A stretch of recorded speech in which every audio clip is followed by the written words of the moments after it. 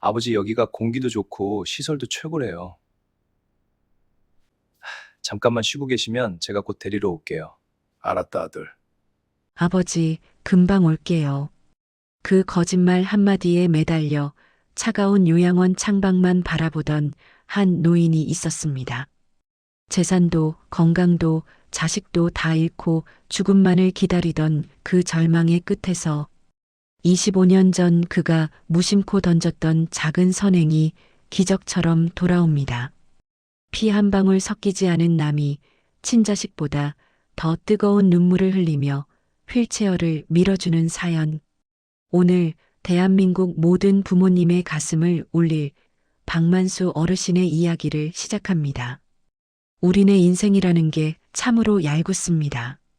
앞만 보고 달릴 때는 내가 뿌린 땀방울이 나중에 시원한 그늘이 되어줄 줄 알았는데 막상 해가 저물고 보니 그 그늘 아래 내가 쉴 자리는 한 뼘도 남아있지 않더란 말입니다. 여기 평생을 자식이라는 이름의 나무를 키우기 위해 자신의 몸을 걸음으로 바쳤던 한 남자의 이야기가 있습니다. 그의 이름은 박만수. 이제는 힘없고 초라한 노인이 되었지만 한때 그의 손은 세상에서 가장 단단하고 뜨거웠습니다. 1970년대, 80년대 대한민국 건설 현장의 먼지 구덩이 속에는 늘 만수가 있었습니다. 중동의 뜨거운 사막 바람을 견디며 번 돈을 한 푼도 쓰지 않고 고국으로 보냈고 돌아와서도 전국의 아파트 현장을 누비며 망치질을 멈추지 않았습니다. 그의 어깨는 무거운 시멘트 포대에 짓눌려 점점 굽어갔고 무릎은 찬 바람만 불면 쑤셔왔지만 만수는 웃었습니다. 내 새끼들 배불리 먹이고 남들처럼 대학 보낼 수만 있다면 이까짓 몸뚱이야 부서져도 상관없다. 그것이 만수의 유일한 인생 철학이었고 가장의 자부심이었습니다. 그렇게 키운 장남 정우는 만수의 자랑이었습니다. 번듯한 대학을 나와 사업을 한답시고 정장을 빼입고 나타날 때마다 만수는 자신의 거친 손마디가 부끄러워 슬며시 뒤로 감추곤 했습니다. 하지만 세월 앞에 장사 없다고 했던가요? 아내가 세상을 떠나고 홀로 남은 큰 집의 적막이 찾아오면서 만수의 머릿속엔 조금씩 안개가 끼기 시작했습니다. 방금 둔 열쇠를 찾지 못하고 평생 다녔던 시장 골목에서 길을 잃는 날이 잦아졌습니다. 치매. 그 무서운 단어가 만수의 살바구니를 헤집어 놓기 시작한 것입니다. 처음엔 아들 정훈도 지극정성이었습니다. 매일 전화를 걸어 안부를 묻고 맛있는 음식을 사들고 찾아왔습니다. 하지만 그 친절 뒤에는 시퍼런 칼날이 숨겨져 있었습니다. 어느 날 정우는 술잔을 기울이며 눈물로 호소했습니다. 아버지, 이번 사업만 성공하면 우리 온 가족이 큰 집에서 모여 살 수 있어요. 아버지 명의로 된 이 집 잠시만 담보로 쓰게 해주세요. 만수는 망설였습니다. 이 집은 아내와의 추억이 깃든 마지막 보루였습니다. 하지만 자식의 눈물 앞에 장사 있는 부모가 어디 있겠습니까? 만수는 떨리는 손으로 인감도장을 내주었습니다. 그것이 자신의 인생을 통째로 넘겨주는 일인 줄도 모른 채 말입니다. 그날 이후 아들의 태도는 180도 달라졌습니다. 집을 처분하고 큰 돈을 손에 쥐자 정우는 더 이상 만수의 안부를 묻지 않았습니다. 오히려 아버지가 자꾸 사고를 치셔서 같이 살 수가 없다. 벽에 똥칠이라도 하면 어쩔 거냐며 험한 말을 쏟아냈습니다. 만수는 서러웠습니다. 내가 누구 때문에 손톱이 빠지게 일했는데, 내가 누구 때문에 무릎 연골이 다 닳았는데, 가슴을 치며 울었지만 돌아오는 건 차가운 요양원 입소 통지서뿐이었습니다. 비가 부슬부슬 내리던 가을날, 정우는 만수의 짐을 단출한 보따리 하나에 몰아넣었습니다. 아버지, 여기가 공기도 좋고 시설도 최고래요. 잠깐만 쉬고 계시면 제가 곧 데리러 올게요. 정훈의 목소리엔 예전의 다정함은 눈 씻고 찾아볼 수 없었습니다. 오로지 귀찮은 짐을 빨리 치워버리고 싶다는 조급함만이 가득했습니다. 만수는 차창 밖으로 점점 멀어지는 정든 동네를 바라보았습니다. 자신이 직접 벽돌을 쌓아 올렸던 아파트들, 아내와 장을 보던 시장 입구, 그 모든 풍경이 눈물에 가려 흐릿해졌습니다. 요양원 문턱을 넘어서는 순간 만수는 직감했습니다. 아, 나는 이제 버려졌구나. 차가운 소독약 냄새와 노인들의 기운 없는 앓는 소리가 가득한 그곳은 만수에게 감옥이나 다름없었습니다. 배정받은 침대에 앉아 정훈의 뒷모습이 사라질 때까지 만수는 소리 없이 울었습니다. 정훈은 단 한 번도 뒤를 돌아보지 않았습니다. 만수의 손에는 아들이 쥐어준 10,000원짜리 지폐 몇 장과 자신이 평생 남 몰래 적어온 낡은 수첩 하나만이 남겨져 있었습니다. 입소 첫 주 만수는 식사를 거부했습니다. 나를 집으로 보내달라며 소리를 지르기도 하고 밤마다 복도로 나가 아들의 이름을 부르짖기도 했습니다. 요양원 직원들은 그런 만수를 문제 환자로 분류했습니다. 어르신 소리 지르면 다른 분들한테 방해돼요. 자식들이 다 사정이 있어서 보낸 건데 왜 이리 고집이세요? 직원들의 핀잔은 만수의 가슴에 비수가 되어 꽂혔습니다. 만수는 점점 말수가 줄어들었습니다. 눈동자는 초점을 잃어갔고 그 꼿꼿하던 허리는 이제 완전히 꺾여버렸습니다. 그는 창밖에 시든 꽃잎을 보며 생각했습니다. 내 인생이 이 꽃잎보다 못하구나. 평생 남의 집을 지어주러 다녔는데 정작 내 몸 하나 뉘일 집은 없구나. 만수는 자신의 구부러진 손가락을 보았습니다. 시멘트 독이 올라 갈라지고 터진 그 손가락들이 이제는 아무 쓸모없는 쓰레기처럼 느껴졌습니다. 만수는 매일 밤 기도했습니다. 차라리 아침에 눈을 뜨지 않게 해달라고, 이 지독한 고독과 배신감에서 나를 데려가 달라고 말입니다. 하지만 하늘은 만수를 이대로 버려두지 않았습니다. 가장 깊은 어둠이 찾아왔을 때 비로소 작은 등불 하나가 켜지기 시작했습니다. 만수가 요양원 구석에서 시들어갈 무렵 한 젊은 요양보호사가 그의 앞에 나타납니다. 다른 이들과는 달리 맑은 눈망울을 가진 청년 민호였습니다. 그리고 그 인연은 25년 전 만수가 잊고 지냈던 아주 작은 씨앗 하나에서 시작된 것이었습니다. 요양원에서의 하루는 시계추가 멈춘 것처럼 길고 지루했습니다. 창밖으로 계절이 바뀌는 것조차 박만수 어르신에게는 남의 나라 이야기였지요. 아들이 떠난 뒤 만수의 가슴에는 커다란 구멍이 뚫렸습니다. 그 구멍 사이로 차가운 요양원 복도의 냉기만이 오고 갔습니다. 만수는 더 이상 누구와도 말을 섞지 않았습니다. 동료 노인들이 말을 걸어와도, 간호사들이 약을 먹으라고 다그쳐도 그저 벽만 보고 누워있을 뿐이었습니다. 그것은 살아있는 사람의 모습이라기보다 서서히 말라 죽어가는 고목의 형상에 가까웠습니다. 그런 만수의 곁에 새로운 요양보호사 민호가 나타난 것은 입소한 달째 되던 날이었습니다.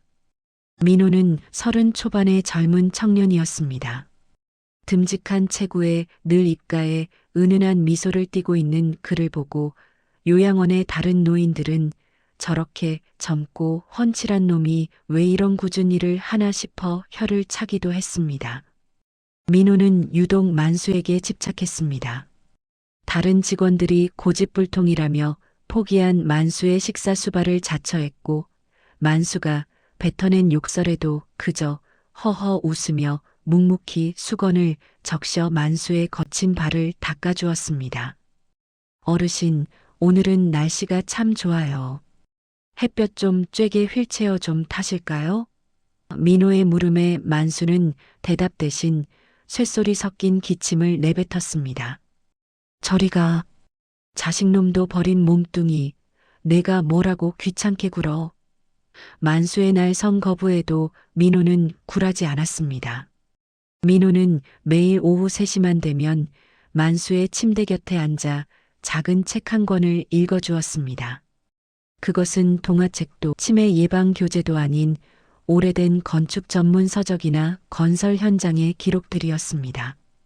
어느 날 무심코 듣고 있던 만수의 눈꺼풀이 파르르 떨렸습니다. 민호가 읽어내려가는 구절 중에는 80년대 중동 건설 현장의 뜨거운 모래바람과 그곳에서 땀 흘린 일꾼들의 노고가 생생하게 담겨 있었기 때문입니다. 평생을 현장에서 보낸 만수에게 그 이야기는 죽어있던 세포를 깨우는 자극제였습니다. 너, 그게 무슨 책이냐? 만수가 처음으로 민호의 눈을 똑바로 쳐다보며 물었습니다. 민호는 기다렸다는 듯 환하게 웃었습니다. 어르신이 평생 읽어오신 세상이 담긴 책입니다. 제가 제일 존경하는 분의 이야기거든요. 민호가 정성껏 만수를 돌보던 어느 밤이었습니다.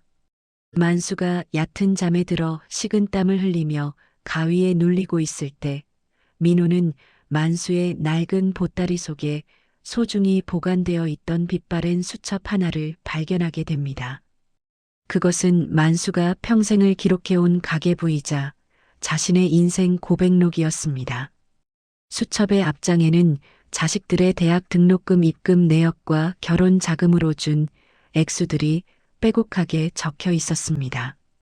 배신한 장남 정훈에게 준 수억 원의 돈이 붉은 줄로 그어져 있었지요.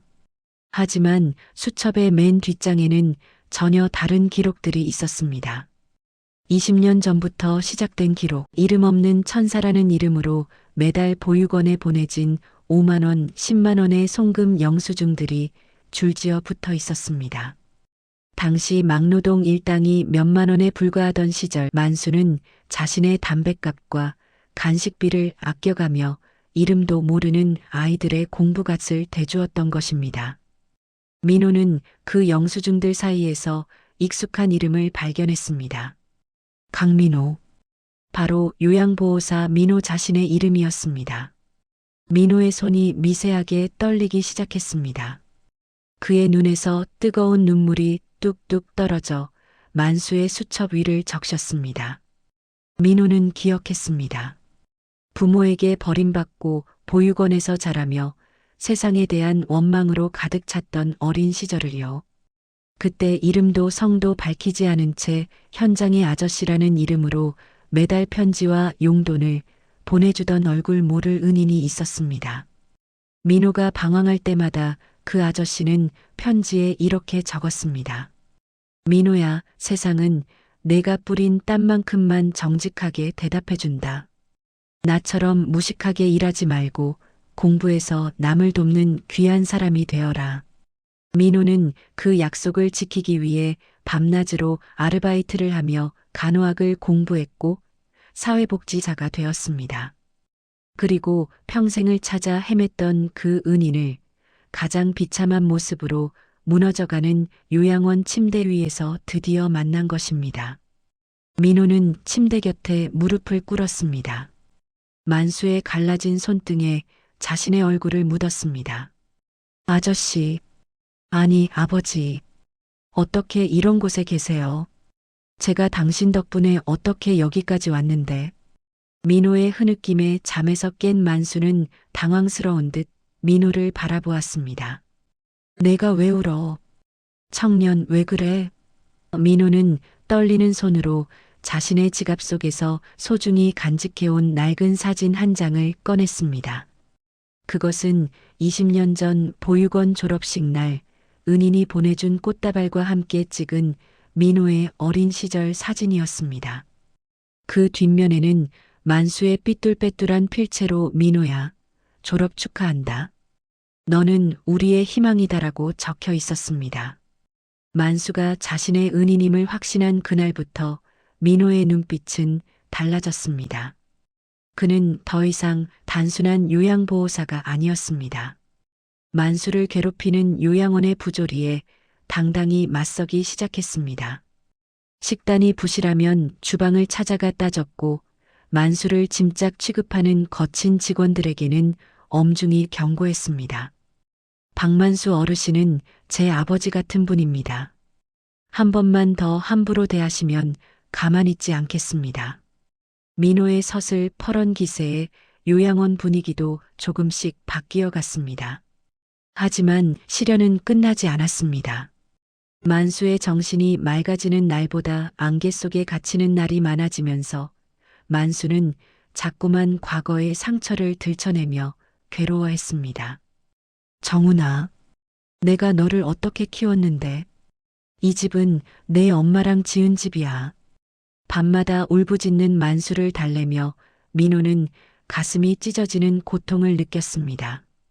친자식은 아버지를 팔아 돈을 챙겨 떠났는데 은혜를 입은 남은 아버지를 지키기 위해 잠을 설치며 곁을 지키는 이 역설적인 상황. 민호는 결심했습니다. 만수 어르신이 잃어버린 자존심과 빼앗긴 인생을 반드시 되찾아 주겠노라고. 민호는 은밀히 만수의 재산 상황을 조사하기 시작했습니다. 장남 정훈이 어떻게 아버지를 속여 집을 가로챘는지, 그리고 현재 정훈이 그 돈으로 어떤 호화로운 생활을 하고 있는지 파악했습니다. 민호는 과거 만수의 후원을 받았던 다른 형제들에게 연락을 돌렸습니다. 만수의 도움으로 변호사가 된 이, 경찰이 된 이, 그리고 성공한 사업가가 된 이들이 하나둘 민호의 부름에 응답했습니다. 요양원의 차가운 침대 위에 누워있던 버려진 노인 박만수는 더 이상 혼자가 아니었습니다. 그가 평생 뿌려놓은 선행의 씨앗들이 이제는 울창한 숲이 되어 그를 지키기 위해 몰려오고 있었습니다. 민호는 만수의 귓가에 나직이 속삭였습니다. 어르신, 조금만 더 견디세요. 당신이 키워낸 아이들이 이제 당신을 지키러 옵니다. 아드님이 버린 건 아버지가 아니라 자신의 천륜입니다. 그 대가를 치르게 해줄게요. 만수의 흐릿한 눈동자에 아주 오랜만에 생기가 돌기 시작했습니다. 그것은 복수의 서막이자 진정한 보은의 시작이었습니다. 여러분, 보셨습니까? 피는 물보다 진하다고 하지만 때로는 그 피보다 더 뜨거운 것이 마음의 빚입니다. 만수 어르신이 막노동판에서 한 푼, 두 푼 모아 건넸던 그 10,000원짜리 지폐 몇 장이 25년 뒤 수억 원의 가치로 돌아와 그의 무너진 삶을 지탱하는 기둥이 되었습니다. 자식에게 버림받고 세상에서 지워질 뻔한 한 노인의 이름이 어떻게 다시 빛나게 되는지 이제 그 소름 돋는 반격의 순간으로 여러분을 초대합니다. 세상에서 가장 무서운 독은 뱀의 이빨에 있는 것이 아니라 믿었던 자식의 혓바닥에 있다는 말이 있습니다. 요양원의 차가운 겨울바람이 복도를 휩쓸고 지나가던 어느 오후 평온하던 만수 어르신의 병실에 불청객이 찾아왔습니다. 바로 아버지를 이곳에 버리듯 던져놓고 연락 한 통 없던 장남 정훈이었습니다.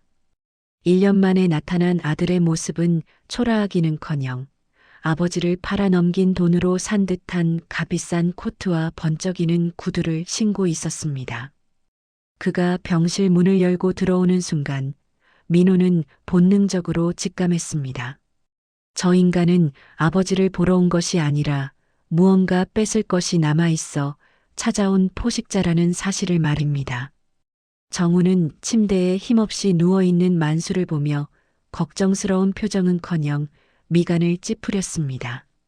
아이고 아버지, 아직도 이러고 계세요? 정신 좀 차려보세요. 정훈의 목소리엔 효심 대신 짜증이 섞여 있었습니다. 그는 만수의 손을 잡는 대신 만수의 침대 옆 협탁을 뒤지기 시작했습니다. 민호가 다가가 제지하자 정훈은 아나무인으로 소리를 질렀습니다. 당신 뭐야? 간병인이면 간병인답게 저기 가서 물이나 떠와. 내가 내 아버지 물건 좀 보겠다는데 왜 참견이야? 정훈이 찾고 있었던 것은 만수의 마지막 남은 인감도장과 군인 연금 수령 통장이었습니다. 이미 집까지 빼앗아 사업 자금으로 탕진한 정우는 이제 아버지가 국가를 위해 헌신하고 매달 받는 소액의 연금마저 탐이 났던 것입니다. 아버지, 이거 도장 어디 뒀어? 어차피 여기 있으면 돈 쓸 일도 없잖아. 내가 잘 굴려서 나중에 맛있는 거 사올게. 치매 증상으로 초점이 흐릿한 만수의 눈에서 굵은 눈물 한 방울이 떨어졌습니다. 비록 정신은 온전치 못해도 자신의 살점을 뜯어먹으려는 자식의 욕망은 본능적으로 느껴졌던 것이지요. 이 광경을 지켜보던 민호의 주먹이 하얗게 떨렸습니다. 민호는 만수의 휠체어를 정훈의 앞을 가로막듯 배치하며 차갑게 말했습니다. 보호자님, 면회 시간 끝났습니다. 어르신 지금 안정이 필요하시니 당장 나가주십시오. 정훈은 기가 찬다는 듯 비웃었습니다. 내가 뭔데 이래라 저래라야? 고용된 주제의 주인 알아봐야지. 그 순간 민호는 가슴속 깊이 묻어두었던 만수의 수첩을 떠올렸습니다. 평생 자식을 위해 손톱이 빠지도록 일했던 한 남자의 일생이 저런 인간 같지도 않은 자식에게 유린당하는 꼴을 더는 두고 볼 수 없었습니다. 정훈을 강제로 병실 밖으로 밀어낸 민호는 그날 밤 잠든 만수의 곁에서 전화기를 들었습니다. 형님, 때가 된 것 같습니다. 그 인간이 나타났어요. 아버님의 마지막 남은 자존심까지 짓밟으려 합니다. 민호가 전화를 건 상대는 과거 만수의 후원을 받아본 듯한 법조인이 된 진석이었습니다. 진석 역시 민호와 같은 보육원 출신으로 만수가 현장의 아저씨라는 이름으로 매달 보내준 책과 학비 덕분에 검사 자리에까지 올랐던 인물이었습니다. 다음 날부터 요양원에는 기이한 일들이 벌어지기 시작했습니다. 평범한 요양보호사인 줄 알았던 민호의 뒤로 대한민국에서 내로라 하는 전문가들이 모여들기 시작한 것입니다. 만수의 건강 상태를 정밀하게 체크하기 위해 국내 최고의 뇌신경 전문의가 무료 진료를 자처하며 요양원을 방문했고, 만수의 재산권을 보호하기 위한 대형 로펌의 변호사들이 서류 뭉치를 들고 민호를 찾아왔습니다. 이들 모두는 과거 만수가 막노동판에서 벌어들인 푼돈으로 인생의 갈림길에서 구원받았던 만수의 아이들이었습니다. 조력자들의 정성 어린 치료와 민호의 지극한 간병 덕분이었을까요? 기적처럼 만수의 의식이 평소보다 또렷해지는 시간이 늘어났습니다. 어느 날 오후 만수는 민호의 손을 꼭 잡고 나직이 입을 열었습니다. 민호야, 내가 다 안다.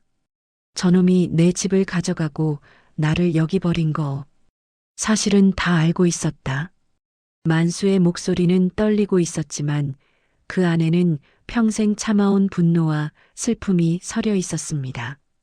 그런데도 왜 가만히 계셨어요, 어르신? 민호의 물음에 만수는 허허로운 웃음을 지었습니다. 그래도 내 자식 아니냐?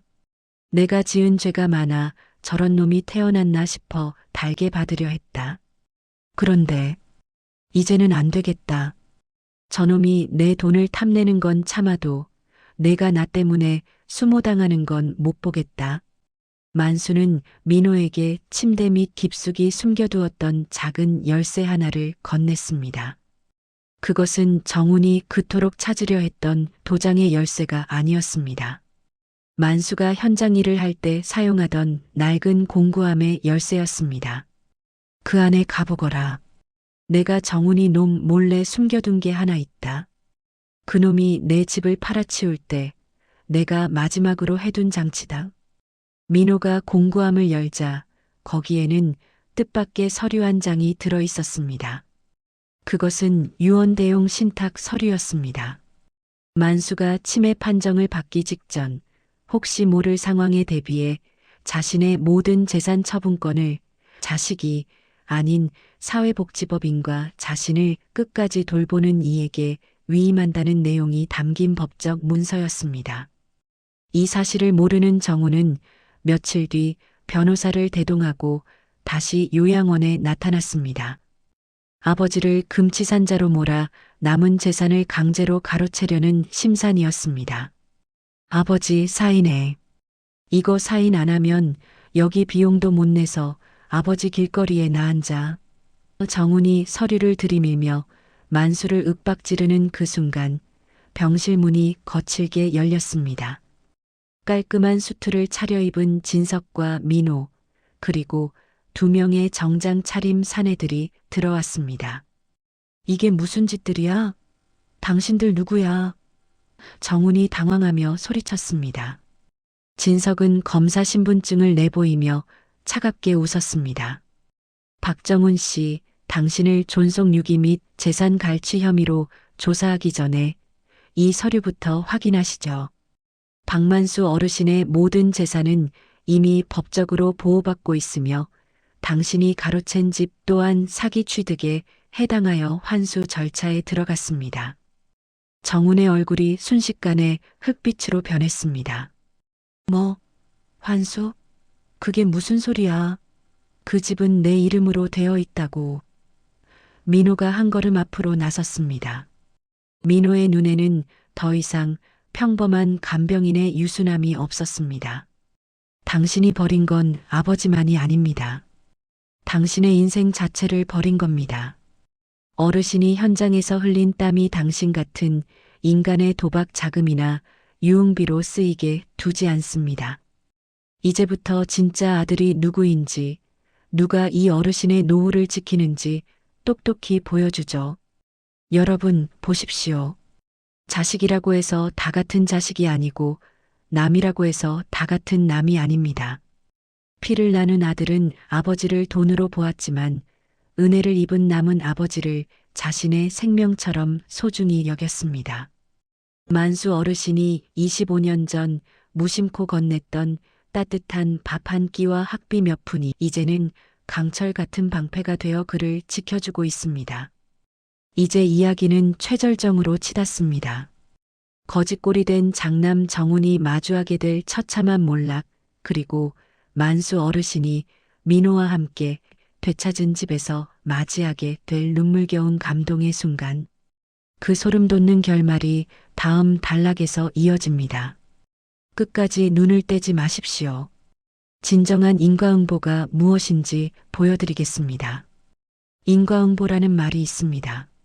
하늘이 내리는 벌은 그물코가 넓어 보여도 악한 자가 빠져나갈 구멍은 단 한 군데도 남겨두지 않는 법이지요.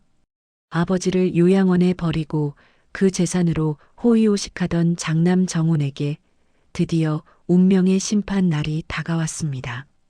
자신이 세상에서 가장 영리한 줄 알았던 정훈은 자신이 버린 아버지가 심어놓은 선의의 숲이 자신을 집어삼킬 거대한 파도가 되어 돌아올 줄은 꿈에도 몰랐을 것입니다.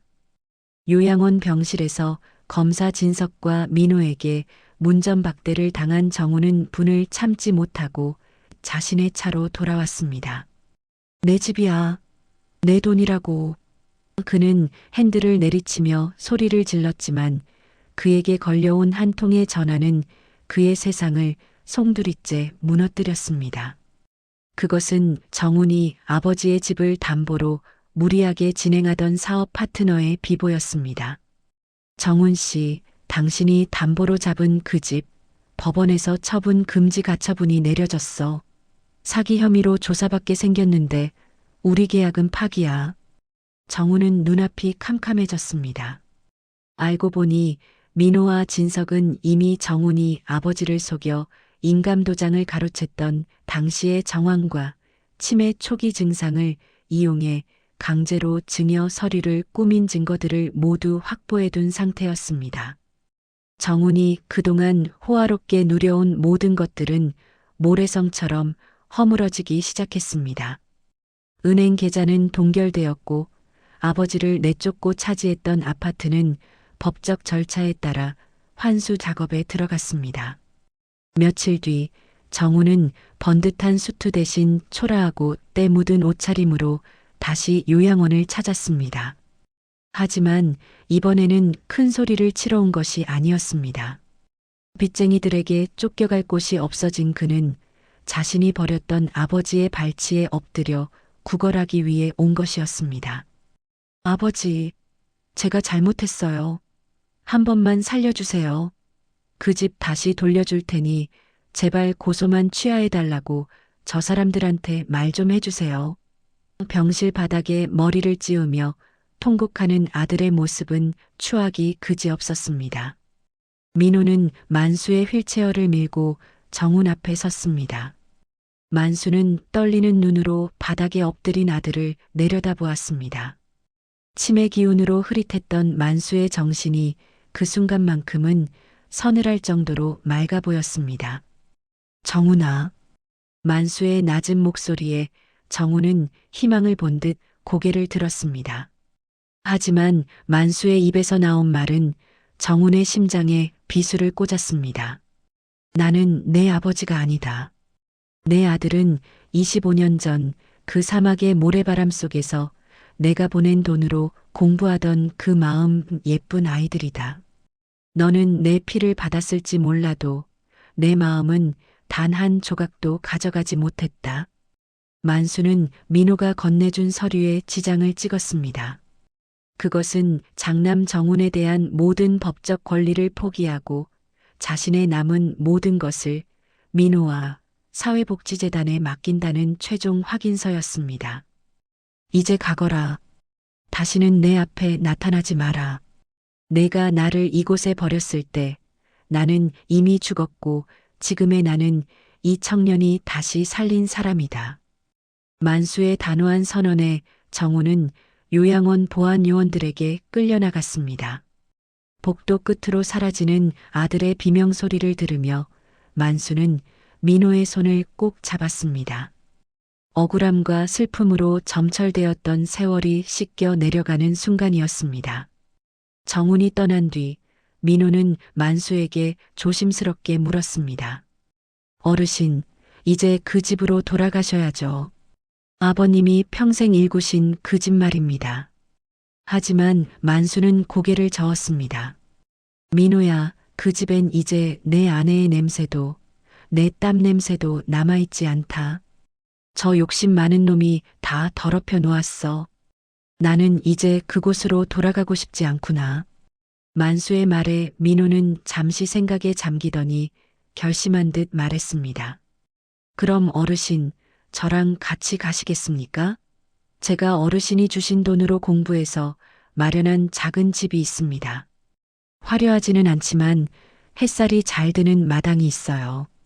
거기서 저랑 같이 사시겠어요? 만수의 눈에 이슬이 맺혔습니다. 피 한 방울 섞이지 않은 이 청년이 친자식도 마다한 수발을 평생 하겠다고 나선 것입니다. 내가 너에게 짐이 될 텐데 괜찮겠느냐? 만수의 걱정에 민호는 환하게 웃으며 대답했습니다. 짐이라뇨. 어르신은 제 인생의 뿌리입니다. 뿌리가 단단해야 나무가 사는 법이지요. 그로부터 석 달 뒤 한 조용한 주택가에 작은 웃음소리가 퍼져나옵니다. 민호의 집 마당에는 만수가 좋아하는 감나무가 한 그루 심어졌고 만수는 그 아래 벤치에 앉아 민호가 정성껏 깎아준 과일을 먹으며 평온한 오후를 보냅니다. 민호는 퇴근 후 만수의 휠체어를 밀며 동네 산책을 나갑니다. 동네 사람들은 두 사람을 보며 참 효심 깊은 아들이네라며 칭찬을 아끼지 않습니다. 만수는 그 소리를 들을 때마다 수줍게 미소 지으며 민호의 손등을 토닥입니다. 한편 몰락한 장남 정훈은 어떻게 되었을까요? 그는 사기 및 횡령 혐의로 실형을 살고 나온 뒤 일용직 현장을 전전하며 하루하루를 연명하고 있다는 소식이 들려왔습니다. 자신이 아버지를 버렸던 그 요양원보다 더 좁고 차가운 고시원 방에서 그는 매일 밤 후회의 눈물을 흘리지만 이미 버스는 떠난 뒤였습니다. 그가 현장에서 망치를 휘두를 때마다 과거 아버지가 자신의 대학 등록금을 벌기 위해 겪었을 고통을 뒤늦게 뼈저리게 느끼며 살아갑니다. 여러분, 오늘 박만수 어르신의 이야기를 통해 우리는 무엇을 느꼈습니까? 천류는 피로 맺어지는 것이라 하지만 진정한 가족은 마음의 결로 완성되는 것입니다. 자식에게 모든 것을 내주고 빈껍데기가 된 부모님들, 그리고 그 부모의 헌신을 당연하게 여기는 자식들에게 이 이야기는 차가운 경종이자 따뜻한 위로가 되었기를 바랍니다. 만수 어르신은 이제 더 이상 고독하지 않습니다. 그가 평생 남몰래 뿌렸던 선행의 씨앗들이 인생의 겨울날에 가장 따뜻한 외투가 되어 돌아왔기 때문입니다. 여러분이 오늘 누군가에게 건넨 작은 친절 한마디, 10,000원짜리 한 장의 보시가 훗날 여러분이 가장 외로울 때 기적처럼 돌아올지도 모릅니다. 세상은 여전히 살만하고 정의는 반드시 승리합니다. 폭풍우가 지나간 자리에는 언제 그랬냐는 듯 맑은 하늘이 찾아오기 마련입니다. 박만수 어르신의 인생에도 드디어 시린 겨울이 가고 따뜻한 봄볕이 들기 시작했습니다. 요양원의 무거운 철문을 나서던 날, 만수 어르신은 뒤를 돌아보지 않았습니다. 그곳에 두고 온 것은 자신의 낡은 보따리가 아니라 자식에게 배신당해 찢겼던 가슴 아픈 기억들이었기 때문입니다. 민호의 작은 승용차에 몸을 싣고 도착한 곳은 서울 근교의 어느 조용한 주택가였습니다. 민호의 집은 크고 화려하지는 않았지만 마당 한 구석에 만수 어르신이 그토록 그리워하던 흙냄새가 가득한 곳이었습니다. 민호는 만수를 위해 방 안의 모든 문턱을 없앴고 벽마다 손잡이를 달아 어르신이 혼자서도 거동할 수 있게 세심하게 배려했습니다. 마당 한쪽에는 만수가 평생 현장에서 쓰던 낡은 연장들이 기름칠이 잘 된 채 정돈되어 있었습니다. 어르신 심심하실 때 저기 나무 판자로 화분 받침대라도 만들어주세요. 제가 어르신 솜씨 배우고 싶거든요. 민호의 싹싹한 말에 만수는 오랜만에 소리내어 웃었습니다. 만수의 치매 증상은 기적처럼 호전되었습니다. 의사들은 이를 환경적 요인에 의한 심리적 안정 덕분이라고 했습니다. 사랑받고 있다는 확신, 누군가에게 내가 여전히 필요한 존재라는 자부심이 약보다 더 큰 효능을 발휘한 것이지요. 만수는 매일 아침 민호가 출근하기 전 정성껏 끓여준 북어국에 밥 한 그릇을 뚝딱 비웁니다. 민호가 아버지, 다녀올게요. 라고 인사하며 대문을 나설 때면 만수는 대문 앞까지 나와 민호의 뒷모습이 보이지 않을 때까지 손을 흔듭니다. 그것은 과거 만수가 건설 현장으로 떠날 때 아내와 어린 아들이 해주던 만수가 평생 그리워했던 풍경이었습니다. 주말이 되면 민호의 집은 사람들로 북적입니다. 만수의 후원을 받아 검사가 된 진석, 외과 의사가 된 영수, 그리고 번듯한 건설회사를 운영하는 성우까지 만수의 아이들이 양손 가득 고기와 과일을 들고 찾아옵니다. 그들은 만수를 아버지라 부르며 마당에서 고기를 굽고 예시야기를 꽃피웁니다. 아저씨, 그때 기억나세요?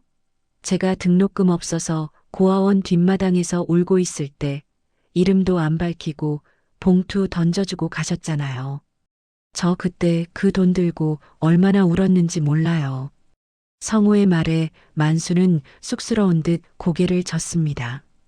내가 뭐 한 게 있나? 그저 내 새끼들 먹이고 남는 거 좀 보낸 것뿐인데 너희가 이렇게 잘 자라주니 내가 오히려 고맙구나. 만수는 이제야 깨닫습니다. 자신이 현장에서 흘린 땀방울은 허공으로 사라진 것이 아니었습니다. 비록 친자식은 그 땀을 배신으로 갚았지만 세상 어딘가에서 그 땀을 먹고 자란 나무들이 이제는 거대한 숲이 되어 자신을 감싸주고 있다는 사실을 말입니다. 이것이야말로 진정한 의미의 가족이자 인생이라는 농사의 결실이었습니다. 대비되는 소식도 들려옵니다. 아버지를 요양원에 버리고 집을 가로챘던 장남 정우는 법의 심판을 피하지 못했습니다. 무리한 사업 확장을 위해 서류를 조작한 정황이 드러나 집은 경매로 넘어갔고 그는 사기 혐의로 징역형을 살았습니다. 출소 후 갈 곳이 없어진 정우는 아버지를 찾아 민호의 집 근처를 배회하기도 했습니다. 하지만 민호는 단호했습니다. 어르신께 사죄하고 싶다면 다시는 나타나지 않는 것이 마지막 도리입니다. 정우는 멀리 담장 너머로 활짝 웃으며 제자들과 식사하는 아버지의 모습을 훔쳐보았습니다. 자신이 버렸을 때는 다 죽어가던 노인이 남의 손길 아래서 저토록 밝게 빛나고 있다니.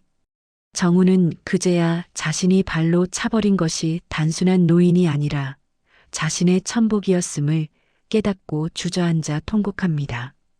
그는 이제 아버지가 평생 일했던 건설 현장에서 자벽부로 일하며 하루하루를 보냅니다. 무거운 시멘트 포대를 옮길 때마다 아버지가 느꼈을 어깨의 무게와 마음의 무게를 뒤늦게 실감하며 참회의 눈물을 흘리지만 이미 돌아가기엔 너무 늦은 시간이었습니다. 세상 사람들은 말합니다. 자식에게 다 퍼주지 마라. 노후 자금은 꼭 쥐고 있어야 대접받는다고요. 틀린 말은 아닙니다. 하지만 박만수 어르신의 이야기는 우리에게 또 다른 질문을 던집니다. 진정한 노후 준비란 과연 통장에 찍힌 숫자뿐일까요? 내가 누군가에게 베푼 작은 친절, 이름 모를 아이의 앞날을 걱정하며 건넸던 따뜻한 마음. 그것들이야말로 인생의 겨울날 나를 지켜줄 가장 확실한 보험이 아닐까요? 만수 어르신이 막노동판에서 번 푼돈을 쪼개보냈던 그 10,000원의 기적은 오늘날 그를 지키는 천군만마가 되어 돌아왔습니다. 반면 아버지를 돈으로만 보았던 아들은 결국 그 돈 때문에 가장 비참한 구렁텅이에 빠졌습니다. 이제 만수 어르신은 더 이상 아들의 배신에 밤잠을 설치지 않습니다. 그의 곁에는 피보다 진한 사랑으로 맺어진 새로운 아들 민호가 있고 그를 존경하는 수많은 제자가 있기 때문입니다. 민호야, 고맙다. 내 인생이 헛되지 않았다는 걸 알게 해줘서. 아버님, 제가 더 고맙습니다. 저를 포기하지 않고 지켜주셔서요. 두 사람의 대화 위로 붉은 노을이 아름답게 내려앉습니다. 인생의 황혼은 슬프고 쓸쓸한 것이 아닙니다. 평생을 성실하게 살아온 이들에게 하늘이 주는 가장 고요하고 눈부신 선물입니다. 시청자 여러분, 오늘 박만수 어르신의 이야기를 끝까지 함께 해주셔서 감사합니다. 혹시 지금 자식 때문에 속상해하고 계신가요? 혹은 앞날이 불안해 잠 못 이루고 계신가요? 잊지 마십시오. 당신이 뿌린 선의의 씨앗은 절대 사라지지 않습니다. 지금 당장은 보이지 않아도 언젠가 당신이 가장 춥고 외로울 때 반드시 울창한 숲이 되어 당신을 안아줄 것입니다. 오늘 곁에 있는 소중한 사람에게 따뜻한 말 한마디 건네보는 건 어떨까요? 그 작은 말이 훗날 당신의 인생을 구하는 기적이 될지도 모릅니다. 박만수 어르신의 기적 같은 보은 이야기 여기서 마칩니다.